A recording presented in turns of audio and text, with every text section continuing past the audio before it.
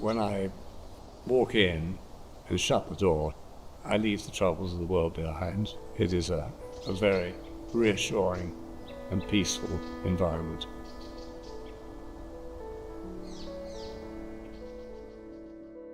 This is Eavesdrop. We are in a rural setting in West Sussex. The house is for my parents, and Eavesdrop has been built in the grounds of their previous home, a Grade 2 listed lodge where they had lived for 45 years. The design really needed to be very respectful of the setting of this listed building. I spent a great deal of time researching vernacular buildings of the High Weald to see which was most suitable within a wild meadow setting. The one typology which stood out was the simple barn, which I felt had an almost sculptural and heroic roof. We previously lived in a house with quite extensive grounds, and we were beginning to find it quite a difficult thing to maintain. So that became also quite a key point for the brief, to create a house for them which was with far less maintenance, was environmentally and sustainably highly performing, and also, and most importantly, I think, was to have a possibility of an access to a garden which was more manageable and more maintained. Once these fundamental parts of the brief were established, it became quite quick the idea to have a garden at the centre of the home, which was to be a courtyard. It is very much a room as a house, although it's outside. It is very, very much a room as a house, which we all use all the time. I'm out there first thing in the morning with a cup of coffee. If friends come and call round, we're nearly always in the courtyard. It's just a lovely feel. Now that it is built, it's been the greatest surprise by actually how it's been used and how it feels. And I also never imagined children seeing the passageway or arcade which surrounds the courtyard to be like a running track. And it's been a wonderful surprise that the courtyard is actually developed into a place of play and of colour and of fun. And that quality permeates through the whole house. My brother, Tom Dowdall, was the structural engineer. My parents always had a slight pipe dream on trying to bring our skill sets and disciplines together on a particular family venture. And he designed and specified all the structure that we used.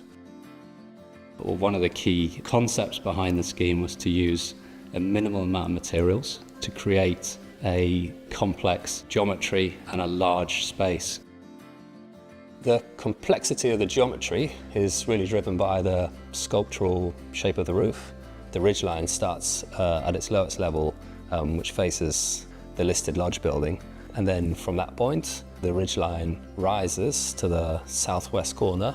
There is a twist in the roof.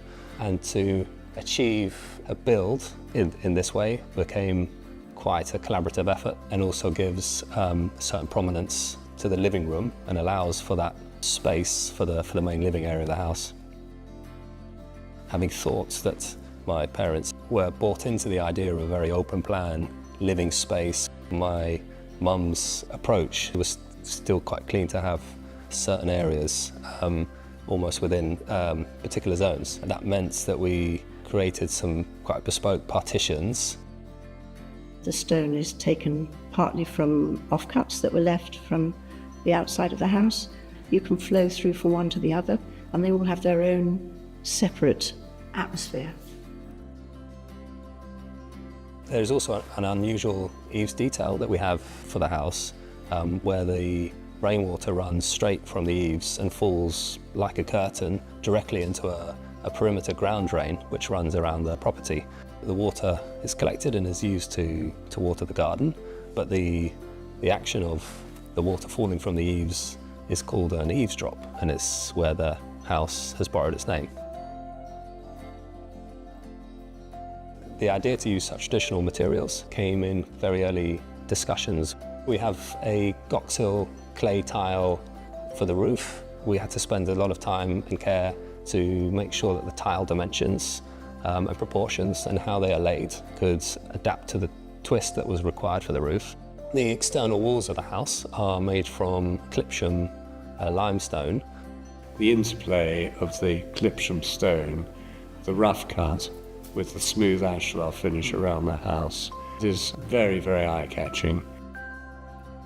We also have a very rough walling stone, which is used solely for the long spine wall, which runs from one side of the property to the other side.